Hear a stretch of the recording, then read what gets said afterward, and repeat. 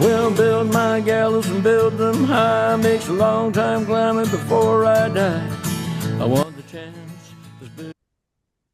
Hello and welcome to Longbangers. I am your host Colin, and this is Matty. Hello. And I'm John. I was going to do the John. German there, but then I thought, nah, I'm not going to bother because German for John. Apparently, what is German for John? I don't know. I'm just going to say it's John. What was it you were saying last week? Is it my Nama is John? Ikaisa John. It would be Ikaisa Matty. I tell you one thing for German, just as like a shitty wee story about people speaking German, right? So my mate Stevie is big on German, like loves going to Germany and Oktoberfest and all this kind of thing. And we used to car share with him, right? Steve's a big Rangers fan, and we used to, round about the time where they went kaput, we used to bam him up all the time. We'd pick him up at Inverkeithing park and ride, and generally by the time we'd go into the bridge, right, which is about 30 seconds for there, he'd have fallen out with us because we were just like riding him about Rangers going bust. And he would try to defend them and all the rest. Anyway, we were going along the bridge one time and he was talking about going to Germany and he says, did you know Hause in German means pub? That's not his name. It's fucking house, Stevie. Like, Hause, house, right? And he goes, is it? I was like, aye, like, that's fucking an obvious one, Stevie. And so we're ripping him for that. And then, as luck would have it, a van pulls up just to the side of us in the traffic. And he's just got Hause on the side of the van. It's fucking quality. Couldn't have timed it any better. Anyway, Hause does not mean pub in German. Definitely not. Bierhause not. Yeah, Brauhause, I think it is. Brauhause. Anyway, right. Hello. This is Longbangers, and this is in association with League Spirit. We have also got, before we start, a ticket driving association. An association as well? Or with Down the Slope and the guys at the Ramble that you'll find details of on our Twitter. But one of the first things we have is a signed shirt that we're going to give away, auction away? Raffle, I think. I think we're going to do a raffle. Might do a football card. Liam from the Ramble said he's got some football cards that he could give us. So we'll do a football card, or we might get there's a Just Giving page, so we might just get folk to donate on there and put raffle and pick it for that. I don't know. We'll figure it out. So that's coming.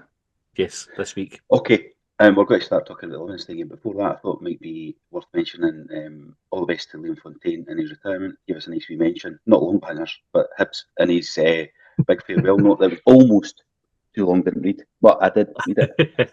And I got to the bit about Hibs. So all the best, Liam, in your future career.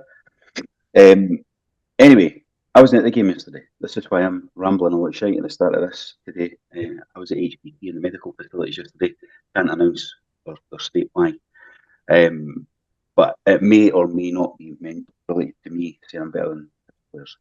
Can't say. All right. Anyway, I wasn't at the game, so these guys are going to keep me right, talk me through the whole game. So we'll start with the usual shite. Teams came out. What do you think? 2 changes. I think it was Cadden in for Miller and Lafondre in for Levitt. Mm-hmm. Happy, Matthew? Yeah, it's probably the team I would have picked, given the way that we finished on Wednesday night. I was glad to see Lafondre start because I didn't think it worked with Emiliano playing in the striker role first half on Wednesday. I was glad to see Chiantis keep his place in the midfield, even though Mariah Welsh was back available. I don't know if he was fully fit because I kind of expected him to come straight back into the first team after his suspension. But Chiantis has been really good in that role, and he was really good again yesterday. So I was quite happy to see him keep his place. Yeah, do you think Mariah Welsh will struggle to get back in the team at the moment? Because from the highlights, and it is less than 5 minutes, Neil looked pretty decent yesterday. Chiantis was getting rave reviews, and nobody's dropping Marcondes, isn't they? So, good as Mariah Welsh fit in the team. It gives us options, doesn't it? Which is a good thing. So he might struggle to get a start. I don't know. He's a totally different player for Chiantis. The Chiantis played the sort of what you would call a number 6 now if you're under 25. A defensive midfield if you're our age. And I thought he sort of held that position brilliantly, and he was tidy on the ball. Mariah Welsh plays in a similar role, but he buzzes about the place, and it's like his energy is what he brings to the team as much as anything. More innate then? Just for the under 25 listeners. Aye, for the 3 under 25 listeners that we have, he's more of an 8. Can those 3 under 25 listeners maybe give me a list of like the numbers through 1 to 11 of what the roles are? Because I've got no idea what you're talking about, and I haven't for months. You must do though, right? So a 1. Well, I know that I sort of piss off. Two of your fullbacks. I guess then 4 and 5 are your centre halves. 6 is defensive midfield. 7's a normal midfield. 8's box to box. 9's a striker. 10's your false 9. Cam. And 11's a winger. So 7 must be the winger, and 11's a winger. Have I missed any numbers out?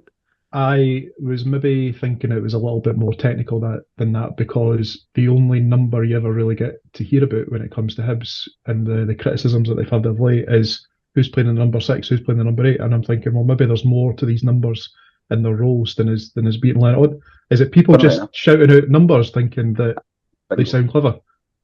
You can actually have 2 8s, but not literally.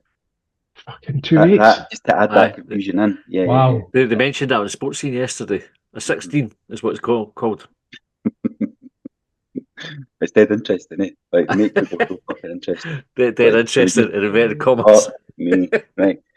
Anyway, so John, were you okay with the team before we move on to actually what happened in the game? Similar observations to Matty. I think I expected Mariah Welsh to just come back in for the reasons that Matty described, just the energy in midfield, because I think that's been one of the big differences since he signed in the January transfer window. And when I recall some of the criticisms is, once the lineup was announced, it was, why the fuck is Montgomery playing a defender in midfield? But actually, when you watch the game and, taking into account that it was Livingston, and Livingston only playing particularly well this season, the way that Triantis was really strolling about, he was doing like the sort of the dirty work, if you like, but he was also playing a couple of clever passes as well. He had one towards the end of the game that he just massively overhit, but it was the right idea into the right sort of place.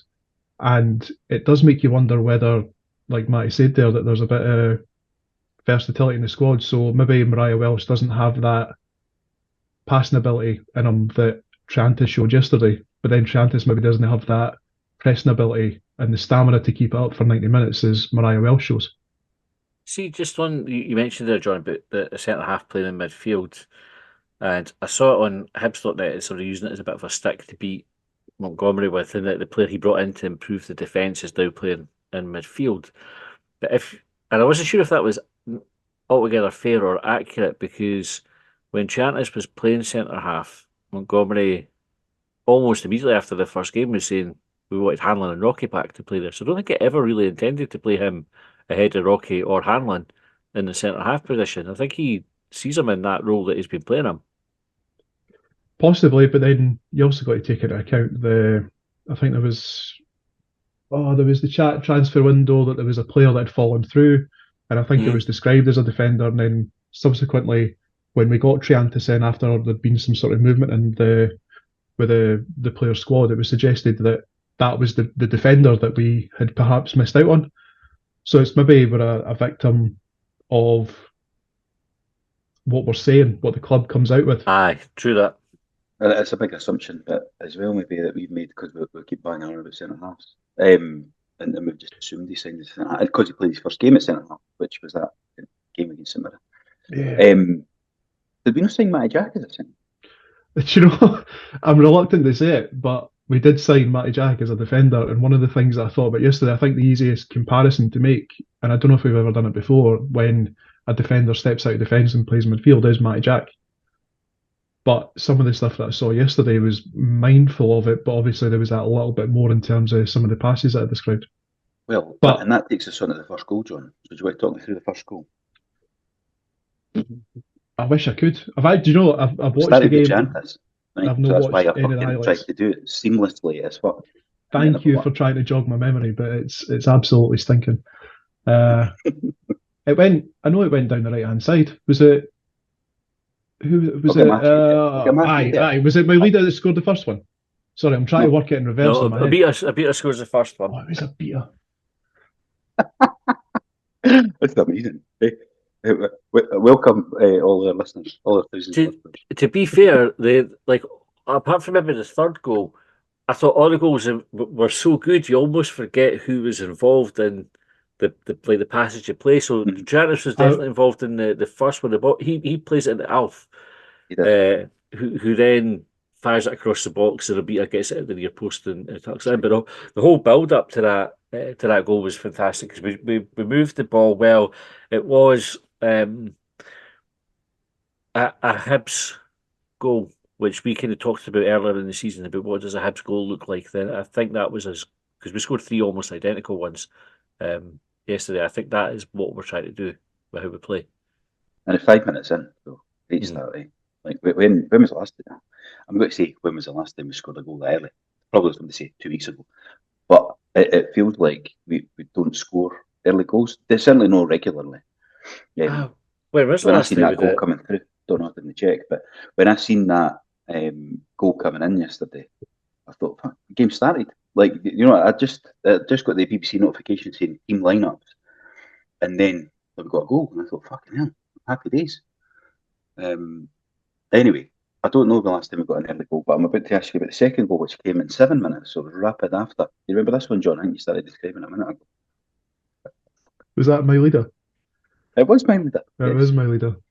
I'm going to have to apologise because, it seems like I can't remember. I do have a lot of uni work going on just now, so if folk could cut me a wee bit of slack, that would be appreciated. Caveats, it's all right. I think folk. Do you know? I don't know if you guys have ever played Pro Evo or FIFA, but there's a description that are under 20. Well, I don't know. It wouldn't be our under 25 listeners. It'd probably be more folk our age, but a sweaty, hit the byline, cut it back, that kind of thing. The most.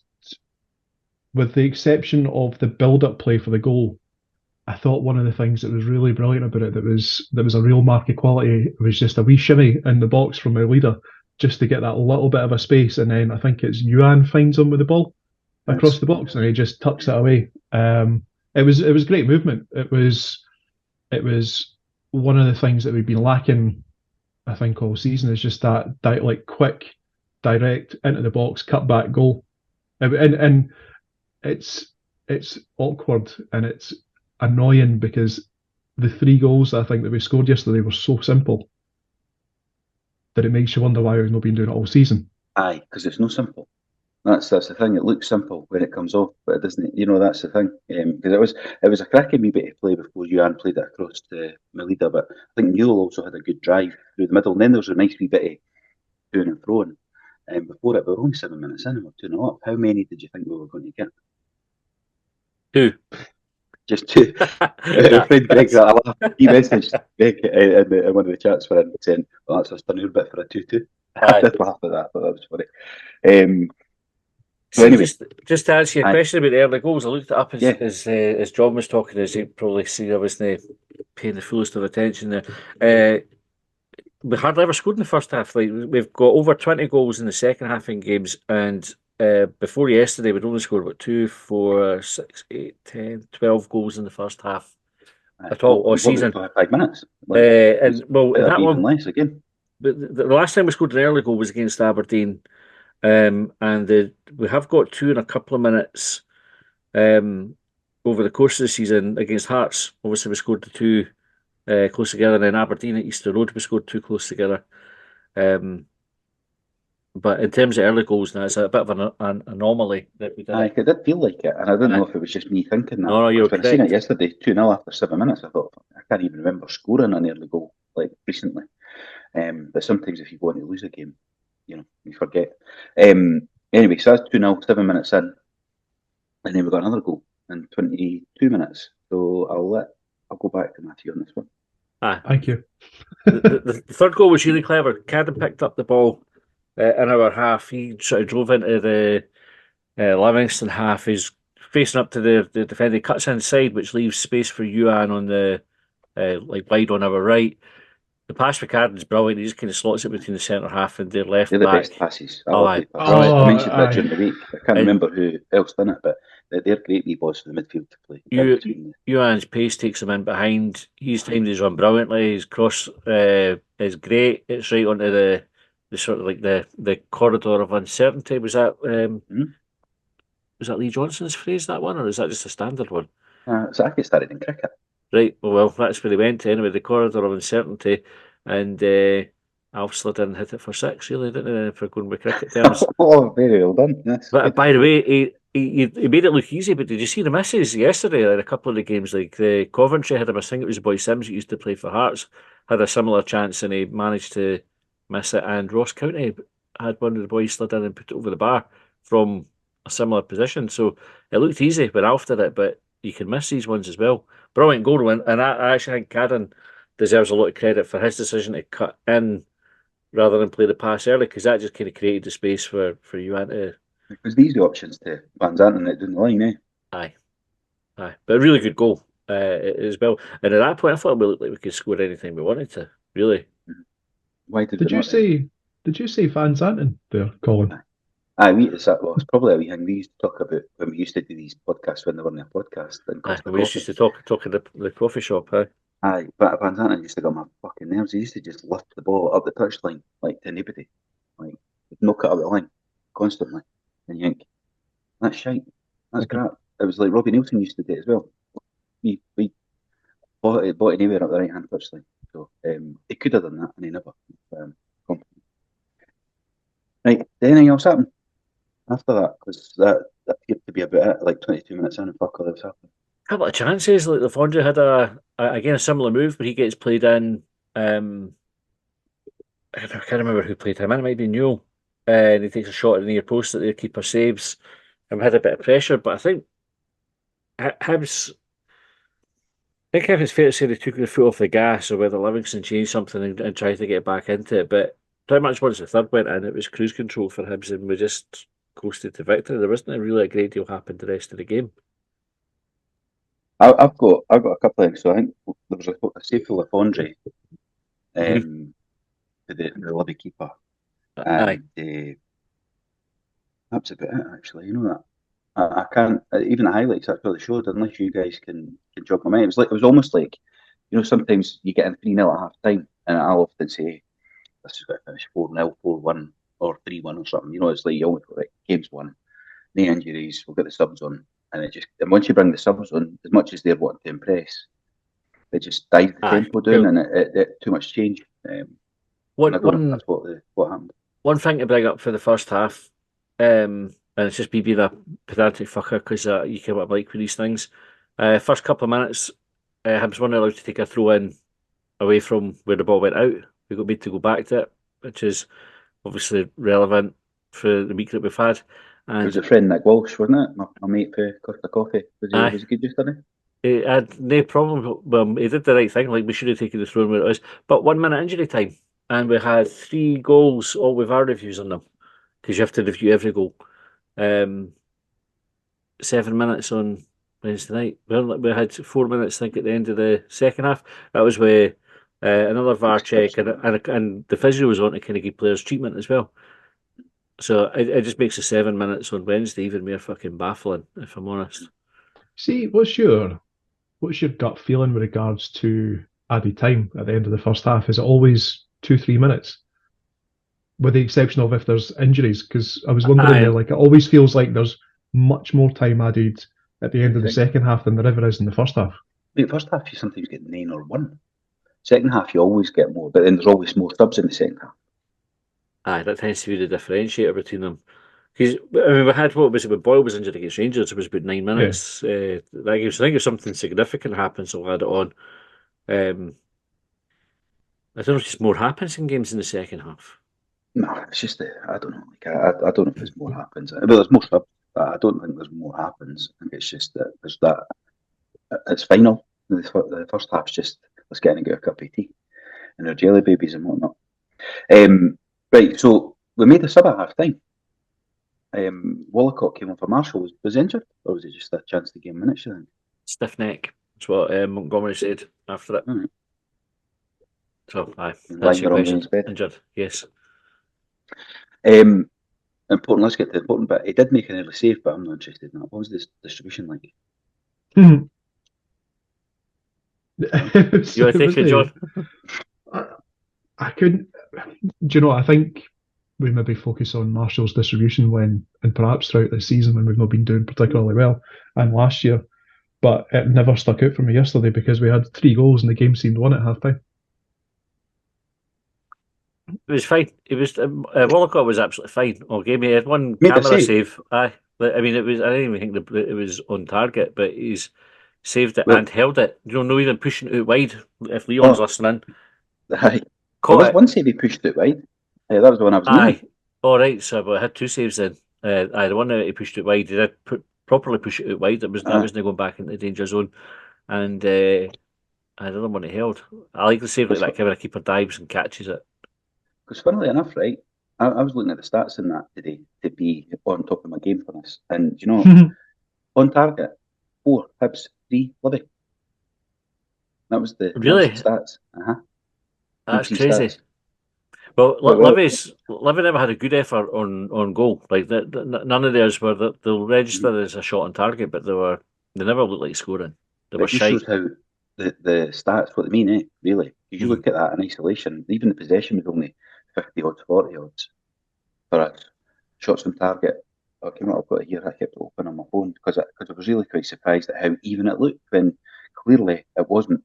And there's an even better one that I'm going to come to because I couldn't fucking believe this one. But I'll give you the stats first, right? So it was 57-43, 14-9 for shots, 4 on target versus 3 on target, 3 corners for us versus 2 for them, and 13 fouls versus 16 for them. Now they got 6 bookings. Well, so it did feel like they were just running about clogging us, but they only fouled as many fouls as us. So they're getting much more.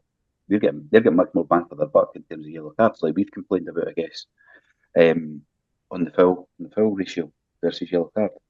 Oh, go and run through those. I've got like footy stats open here, Colin. I can't believe the stats. I'm going to quickly run through them again. I'll just This compare them. BBC, What they've got. Right. Possession. So Hibs first, Livy second, right? 57-43. Right, same here. 14-9 shots. Right, this has got 8 for Hibs, 9 for Livy. Shots. Aye. Not on target. Shots. It's just on shots target, overall. Aye. 3. Right, 8-9. It's so it doesn't break it down on target or off target. This is 8-9. Okay, corners 3-2. Yep, same. And fouls 13-16. Aye, same here. So it's pretty much the same now. And offsides 1 and 4. I've not got that one. That's the Dundee Rangers game being called off today. I wonder what that is. Anyway, right. So here's the interesting one though. Now, fuck knows who compiles this. Who was your man of the match yesterday?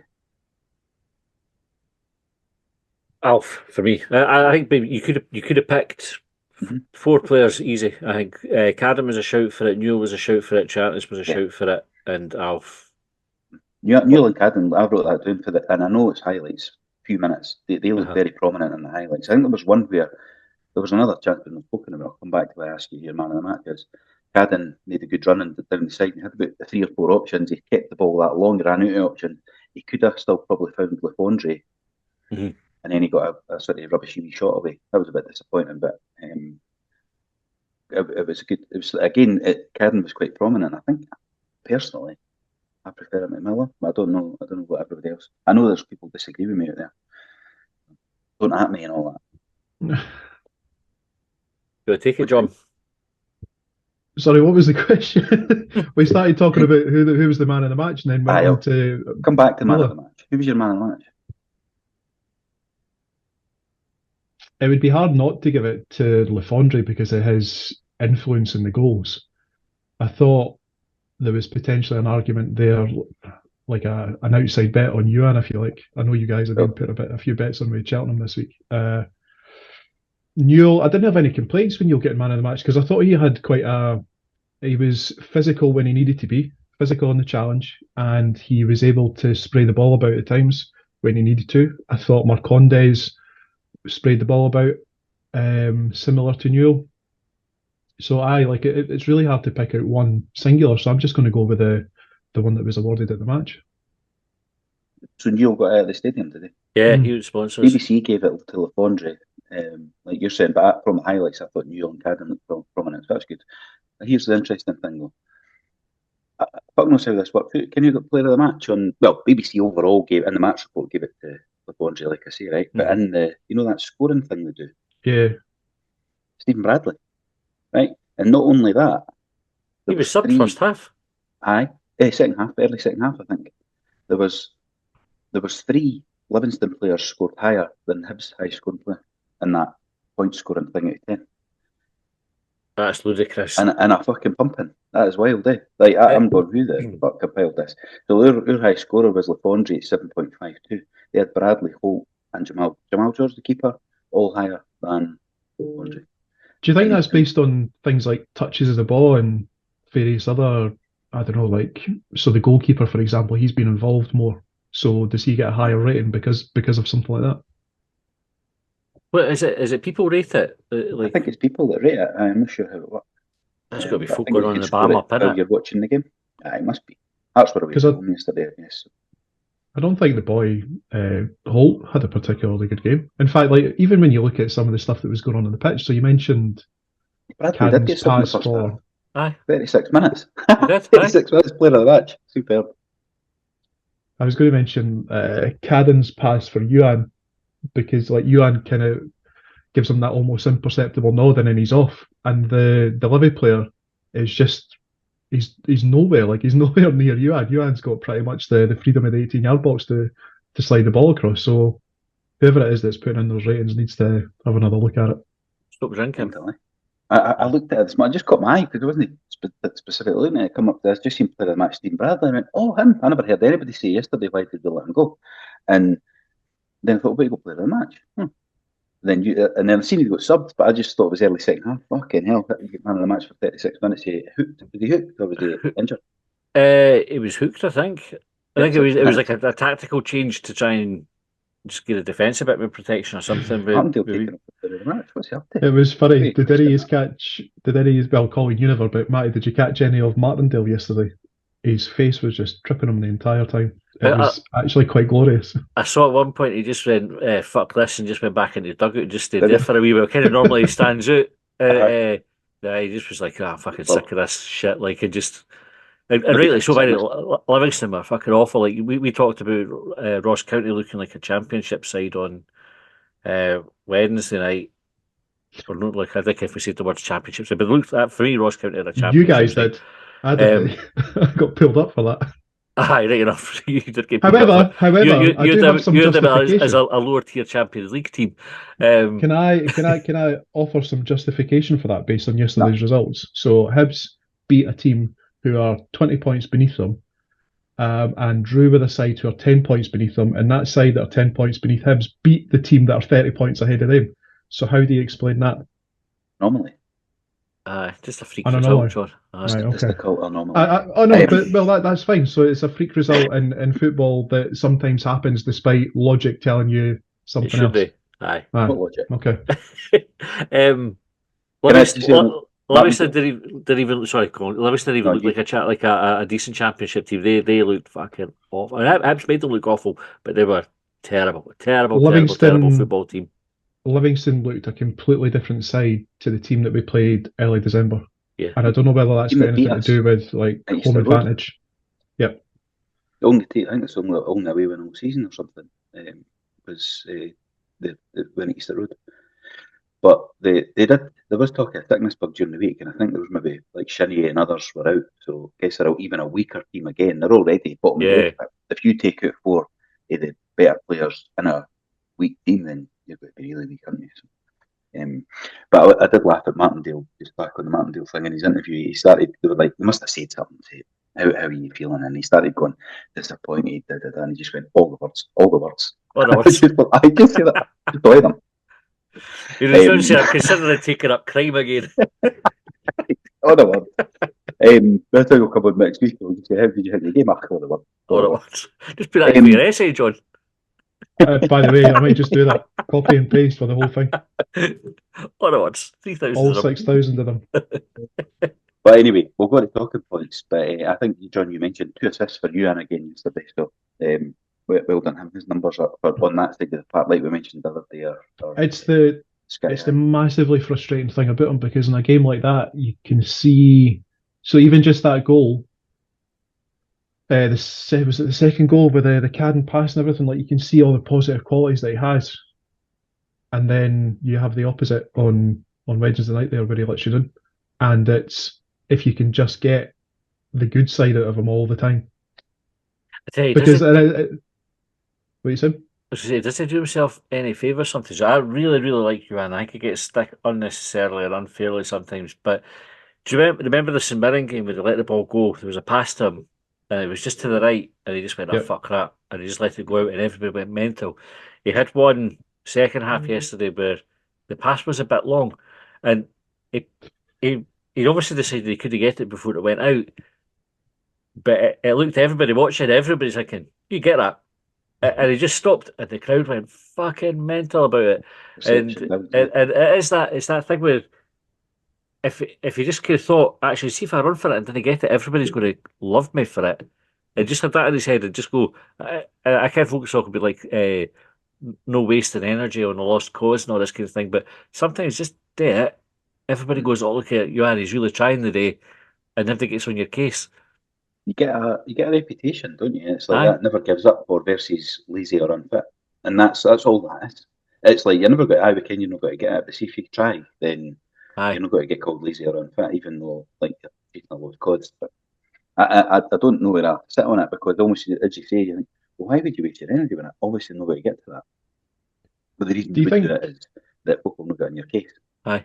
Aye, but well, we know that players wear trackers, say, and do you think? Well, sorry, if Yuan's going to chase for a ball or any other player's going to chase for a ball that they know they're not going to get, or they're going to waste valuable energy trying to get something that there's maybe not anything on for, are they going to get stick off the coaches behind the scenes? Like, what the fuck are you going for that though?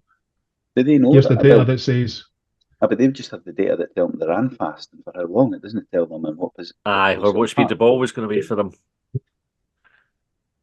but So they'll just see a well, graph or whatever they see on the output that says, oh, he ran fast for long periods of time. so when you take into account things like the criticism that Fish came for earlier in the season about running at 80% of his maximum, and that was about was that about a lion chasing him or something like that? If Yuan's only running at say 80% of his maximum later in the game, is that because he's knackered because he's chasing lost causes? Aye, it would be. But that's what we've got to see, isn't it? Like But that's it's a wee bit. for, But the other thing was, like, you do better when the crowd's behind you. Do you know what I mean? And it's about risk and It's reward. interesting. You go, I, I'll lose a 0.5% of energy in the 90th minute, but I'll get the crowd on my side by chasing this ball. And there's he might players that are catch more it. clever at it, John. There's players who play the game, if you want to call it that. And I don't know if they're right or wrong. I'm not disagreeing with you, but they play the game and folk will then go, oh, he's a warrior, like he didn't get in. But you know what I mean? And they love it. Fans love that. Folk love that. And yeah, what's the fucking point would be the question.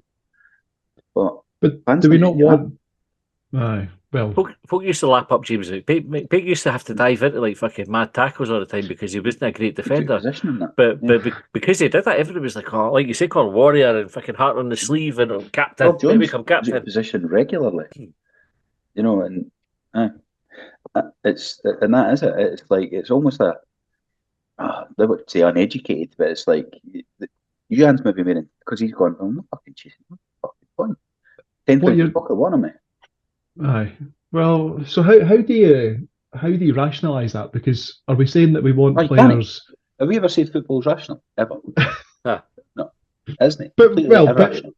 but we have conversations regularly about things like accepting mediocrity and blah blah blah. So is it not accepting mediocrity for a player to chase a lost cause when there's no cross that they can put to the box, for example? When really what we want to do is go and like strive for success and have players putting their maximum into the actual opportunities that present themselves or that can be created in the back of it. But the perception is the folk that chase the lost causes sometimes get something out. Like see Doidge against Aberdeen earlier in the season. Or was it our first goal comes with Doidge doing exactly that, like the ball's going out. And Doidge just took a chance on it, but after it kept it in, it gets knocked back across the goal and we score for it. Now, had Doidge just went, I'm probably not going to get that, we didn't score a goal. And Sometimes it does come off, and it's the times you come off. You remember that even when I played, it wasn't football. When I played rugby, not the position I played, it was at the front of the line out. I wasn't in the line out obviously because I'm wee, but I'd be at the front of the line out, and my job was to run round the back in case they spilled it. Right, one time out of 50 or 100, it would bounce into my hands and I'd break away up the touchline or whatever. But I had to keep going round the 99 times hoping it was going to land. And when it did, everybody went, "Ah, fucking great." But it's like I've done that 100 times, and that was the only one you remember. And it's just that. It's in it, I think. Not line it, because the lines have Aye. you know what I mean? They had a good game anyway. I mean, that's no criticism because he'll care better than me whether he could have got the ball.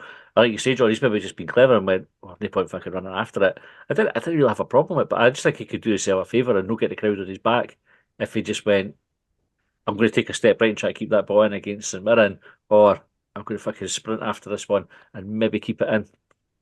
Even if he doesn't quite keep it in, he does that slide. Do you know when it goes out? Everybody goes, "Oh, fucking well done, you." And yes, it gets the crowd up and everything. They love I'm it. not saying it's Folk love rational, it. John. Aye, It's no logical, it's no rational. It's just how do you change perceptions? completely irrational, isn't it? I've said it to Just- work before that I've managed. There could be a great worker. He sits in his chair, or he or she, leaning back. Excuse me, a boy, like leaning back on with the chair leaning back. Folk managers will walk past and go, "See, then I know." Like, aye, he's the fucking highest producer. And you have to say, "Well, just slouch in your chair," because when folk walk past, I think you're lazy as fuck, and you're not. Just like how folk make mind, folk, and it's the people that make that create the perception. They're the ones that are wrong. I just imagine the boss is walking past today where he's like fucking scribbling away or something, going, "Yes, well done, Davey. Yes, Sat up straight. get right in." You can it was Davey. Right. Anyway, talking points, right? Because we've getting rambled on, but that's an Sorry. interesting topic. I wonder if that's what for extra time at some point. Perception. What, should you run after a ball that's gone out? Just I'm the only talking about the graphs of the fucking sat nav. Right.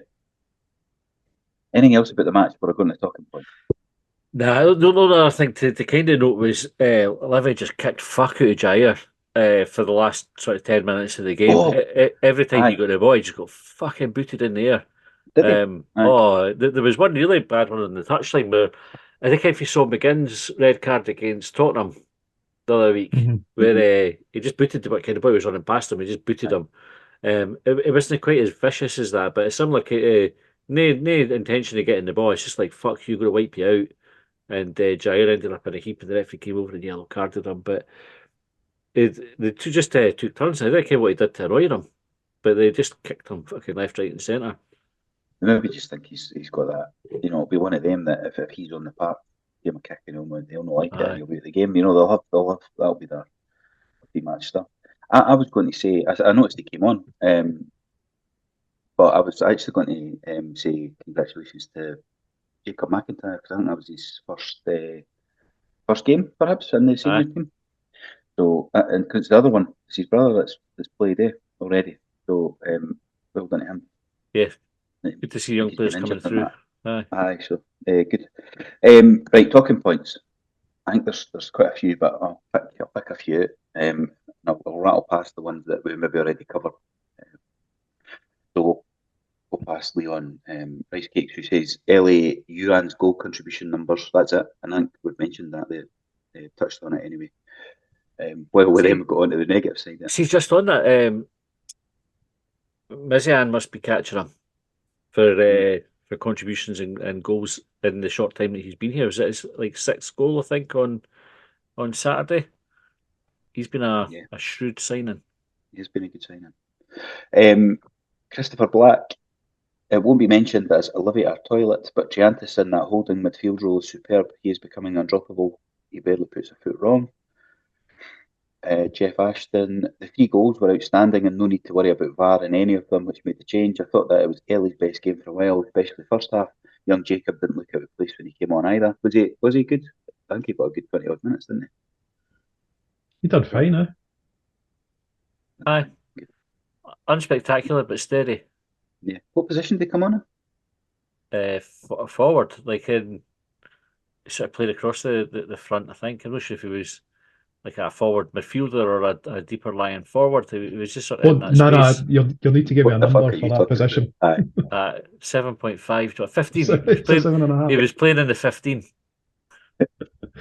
Mikey, not the Mikey, maybe it is Mikey. I don't know. Anyway, hope Jason Holt enjoyed the championship. Wee brick. Good performance. Alk is a level above. I see Holt got booked again yesterday. Is one of the bookings. He always gets booked Aye. every week. He was particularly kicky yesterday. Mhm. Aye, deserved this booking. Cal says, great first half performance and obviously delighted with the 3 points, but that was an opportunity to absolutely batter them and we took our foot off the gas. Do you think that, Matthew? Aye. I tend to agree. Like at 3-0, we looked like we could score anytime we went forward. And I think even the fact that we didn't score in the second half was a bit disappointing. I kind of like I'm not critical at all with a 3-0 win. You take that every day of the week. Somebody said to you, "Can you win 3-0? You want it? Fucking right." First time this season we scored 3 as well, Yeah, isn't it? and it was a good performance. Like there's no, I don't want to detract from it, but it was on there to kind of go and rack up like a statement victory where you go A cricket score. a cricket score. Yes, John, well done. I like that. 6. Aye, we could have had 100 for one. It's funny. It's there's probably a perception thing there again as well because like we scored like and I've been to. I'm sure we've all been to games like this before where you score 3 goals in the first half. You're like, yes, we're going to get 3 or 4 in the second half, and it never happens. Mhm.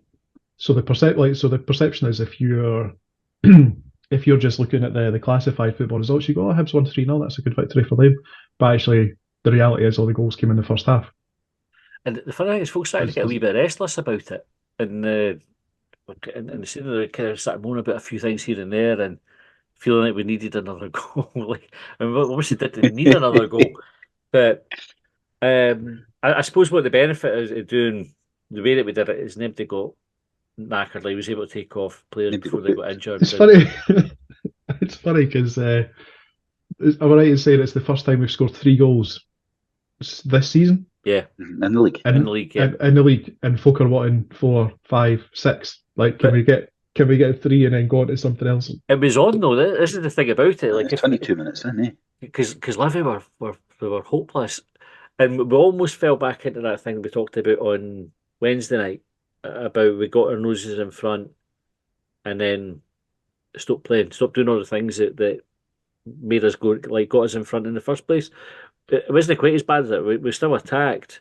We just had to do it with the same urgency. And I think players get comfortable with 3-0 as well. They start trying things, kind of like showboating and maybe trying passes that aren't quite on because you've got a bit of security and you can do it. And when it works, it looks brilliant. But I would have liked to have seen us just kind of go, let's just keep playing the way that we're playing, force Livy back and just fucking hammer them. Yeah. Then you would get the sympathy refereeing involved in that as well. If you started getting more, that's when Aye. you then go, oh, come on, just call the game off, ref, if you've got to start getting Aye. decisions like that. 2 minutes Did into anybody time. say we need another one because at 3-0, I'm never comfortable at 3-0? It's a No, dangerous score like never that. had that. Although I did say, Just like, 2-0 when you do that. jokingly at half time, this one's going to end 3-3. But I wasn't being serious. But Right, I'll just rattle through a few more. Alan Woodhouse, decent performance against what admittedly is a very poor Livy side. Played some excellent stuff the first half. We were disappointed to take our foot off the gas. Did I say this already? no, I read this one. No, it's almost the same as the last one. yeah, Good to score 3 in the league for the first time this season, though. Alpha's quality, give him another year. Is he out of contract at the end of the season? yeah. Yes. He does look pretty good. He does make it change the team a bit. And I know Montgomery was the one he singled out in his BBC interview as well. I'd give it another year. He's dyed his hair blonde as well, so you didn't really tell whether he's that old when you're watching him. So I might try it. Gordon, Al made a huge difference. Brings movement and pace when moving the ball in the final third. Defender's nightmare. No complaints on the win, but we need to be more ruthless. It cost us midweek, and we could have had 5 or 6 off Livy today. But another one that would get any cell agitated at the same time. Parmaham 2. Nice to get a win. Nice to get a clean sheet. Nice that people think 4th place is within reach. Actually, we'll come on to that. I think we need to remember that it was Livy bottom of the league and hit with a sickness bug. Let's see how the last 3 games pre-split go before getting too excited. Now, on the point there, 4th place is within reach. As discuss, John. I'll need to remind myself of the league, but one of the things I was going to suggest was for our extra time topic was the review of the 6 games, because we did that 6 games ago, and that seems like a natural conclusion. But the point I always try and make is that it's never we often look at like banks of fixtures or groups them, but it's you play one game at a time. So we've had what I'm looking at the form here for the last 5 games. That's 3 wins, 2 draws, unbeaten in 6. So we've referenced that previously about how you kind of create narratives or whatever. So Hibs haven't actually done that badly in the last 6 games, and we've kind of we had the disappointment of the Ross County game midweek. We've dropped points, but we've still been gaining them as we crack on. So, and we've now got Lafondre back from injury. We've got Marcondes back, presumably or hopefully, in his more comfortable number 10 role. And you've got to think, well, that's the optimism for the remainder of the season. So as much we've now got a break, so there's an opportunity to get players who've been injured back and fit and kind of complement the squad and give us those options. Then we've got the Rangers game, and we showed in the last game that in a one-off cup game, we were definitely competing with them, albeit we didn't create as many chances as we would have liked. And then you've got other teams in the top 6 that you're looking at. So if we might be able to play St Mirren, Kilmarnock, and then so you're looking at those fixtures and going, well, I think we've got the beating of them. And then you've got 3 teams above them, Hearts, Rangers and Celtic, where you're thinking, well, everyone else has got to play them as well. We just need to get more points than them. And that's the sort of stuff that can propel you into that 4th position. They're the things that keep me optimistic throughout the course of the season. I actually couldn't have. When I seen it was 6 points, I thought, how the fuck's it only 6 points? But that's so. There's 3 games to go for the split, is that right? Yes. Yeah. Rangers, Motherwell, and St Johnstone. St Johnstone. Yeah. It's mental though, because I don't think we're still guaranteed top 6. No, we're not. Fourth is doable. We should be. I think if we make it into top 6, then we have to set our sights on like that's the stretch target. Then can you get 4th? And it would be fucking mental, really, if we finish the season in 4th, because we were all taking it at the start of the season as well as a good season. Given not even given where we started from, but if you finish 4th, you'd be in a cup semi. It's no bad season at all, and it doesn't feel like it's been a good season. Like really at any point in it, it's never really felt like a good season, but it could still turn out to be one that you go looking back and actually that was decent. Mental. Elston, very good performance. Triantis and Newell look a good pairing. Mizian, Marcondes, Alf, great to watch. Will beat Academy Ewan, but excellent out wide. Fish and Rocky solid again. Callum CMA, how big a miss has Alf been this season? Showed in the early part how effective he could be. Where did that start come from? Here's an interesting one. Stuart Blair. Oh, come on. Style was good, but against bottom of the league. Come back when they do this against upper middle teams, at least. Gap to top 3 is huge. I didn't understand that to you. They said, oh, come on. Because if you look at the wording in the tweet that he's replied to, I just said it was comfortable. Talking points. It was a comfortable 3-0 win, and it was definitely a comfortable 3-0 win. Like I would say that's pretty. Yeah. I'm not going out on a limb saying that. What's it all come on bit for? Like I've not said anything wild there, did I think? No, you've not. I don't know. It's just... I don't know. Who was it from? I think they should. Blair. Stuart, explain yourself, Stuart. Just come and tell us what you mean by, oh, come on. What did we say wrong in that tweet? Oh, come on. There was an exclamation mark on that, but anyway. And the gap to the top 3 is huge. And that's why we feel as shit. It's like back to the last point. Oh, it's not been a great season. Even if we could finish 4th and we've been in 1 semi-final, 1 quarter-final, it's because Hearts are far ahead of us and we've not beaten them this season. That's it. Yet. That's IMO. Craig Pride at Ritchie. Joe Newell is invaluable. Broke up play with some brilliantly timed tackles yesterday. Drove us forward. Fabulous performance and more than deserved to get MOTM. Neil Waters, very good first half to win the game. Alf and Marcondes linking superbly and a constant threat. Second half a better training exercise. Overall, very good win. All forwards contributing. Melida going off killed the game for us. Solid but professional performance. I assume they took Melida off because game was won and he's doing Ramadan and all that, so preserve some energy. Aye, and just on the Ramadan thing, right? So obviously he's observing it and he's playing elite sport. I went to get my hair cut on Friday and the barber was talking about doing it, and he was fucked. He was just cutting hair. He was like, "I'm an hour and a bit to go, and this is fucking murder." He's I can't think if I'm coming or going. Can I have water? Kind of like nothing can pass their lips for it. So, and he was just cutting hair. Never mind, 90 minutes of elite sports. So I can't imagine it's easy for anybody that's playing football and also observing Ramadan. No, well, normally the first thing they would do would take a drink when they come home. Mm-hmm. Wouldn't it be? Like, it's just, or during as well. So to not have that, like, simple thing makes it tough. Because mind, by the way, Zamama and Benji, mind, John Aye. Collins used to have them training at different times of the day and stuff, so they could recover and feed themselves properly and stuff. Half Monty, £2 pizza, 3 goals, 3 points. Weather shite. Had to find one negative. For the first in a while, it's no Hibs. Roll and Ibrox. So we've got the international break now, haven't we? And then away to Rangers. Yeah. A lot of stuff actually all similar. You know about how good the forwards were, how good the all were. There's still like talking points, but I think they're all on a theme. Alan, Can I make? I was going to sorry to interrupt. I was going to make a wee suggestion that something just occurred to me. Abita scored yesterday, and I think we've overlooked that. I certainly overlooked it because I couldn't actually remember the first goal properly. But I wondered if that was something that had cemented his Player of the Year nomination or award. But also, I was mindful of the number of bottles that he got into the box for fullback, and I think that's something else that Cadden does on the right-hand side. And when we think about players in the team complementing each other, having that threat from Cadden that I don't think Miller provides probably makes Hibs a stronger outfit to go up against. Because I think one of the things that Le Fondre got, I don't remember any specifics yesterday of Le Fondre getting an end of Abita's crosses into the box, but Cadden was getting the ball down the right-hand side and he was immediately looking for Le Fondre there, because we've seen before, like when we go back as far as the Luzerne game, Le Fondre's ability to take a ball fired into him to get it under control and do something else with it.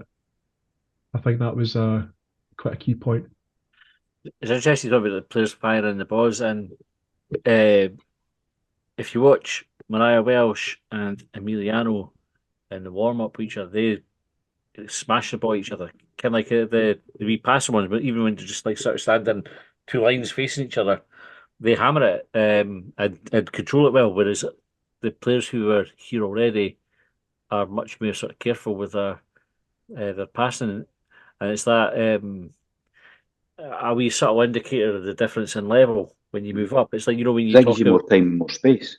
You're not thinking about your touch. Aye, but there's a thing about when players leave Hibs and they go, like, we moan about it. They say, "I have to train harder because I'm at Celtic now," and you go, "Fucking, you should be training that hard at Hibs."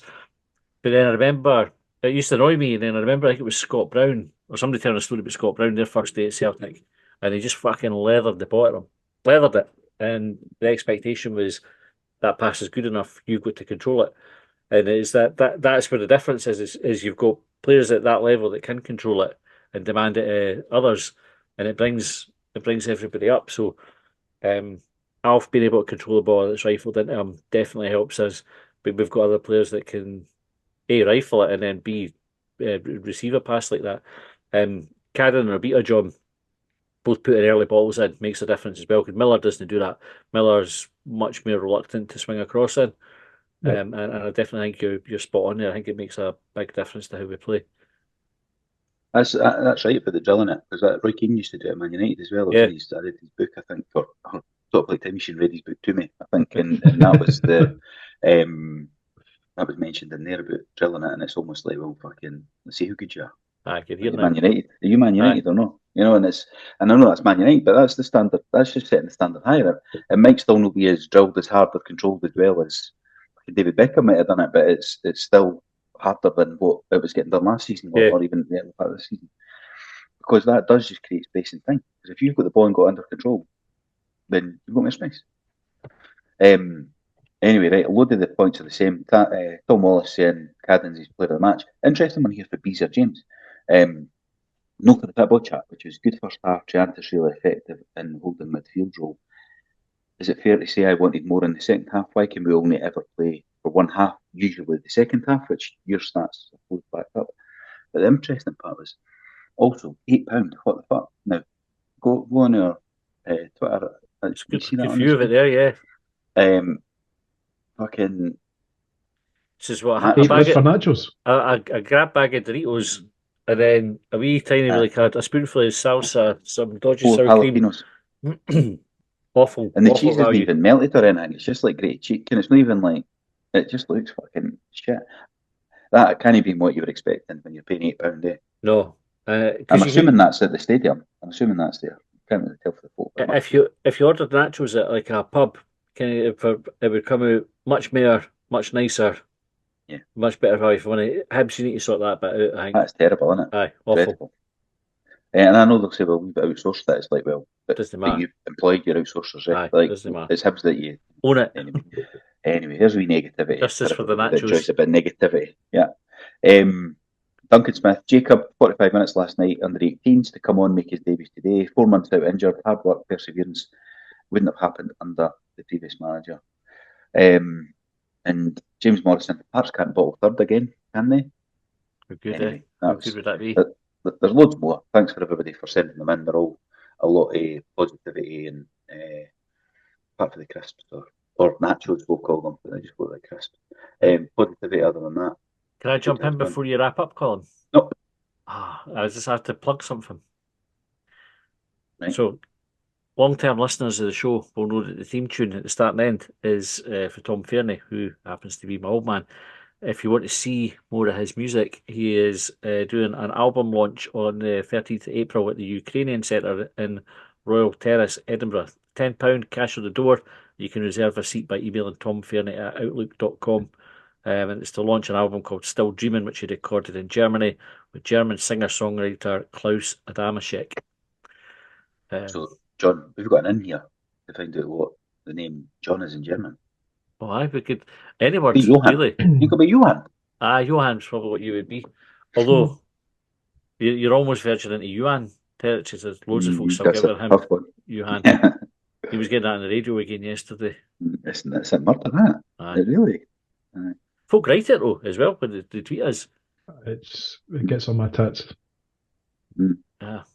Anyway, was I meant to do that up front? Apologies to... No, you weren't. I just I said I'd give it a shout out for him because he lets us use the song for now. So all right, that's fine. Well, I should then mention again, I suppose, the look out for that signed shirt coming out on our Twitter. Thanks again to Leaf Spirits. Please, if you enjoyed this and you want to hear more, you can subscribe on YouTube members, yes, Patreon, or the other one, Hubwise, if you want to subscribe. £3 a month. Well worth the value. So much content. And some good ones, some good content as well. Some good content. Anything you want to add before I say goodbye? Very well done, Colin. I enjoyed that. Thanks very much. Okay, goodbye. See you next week.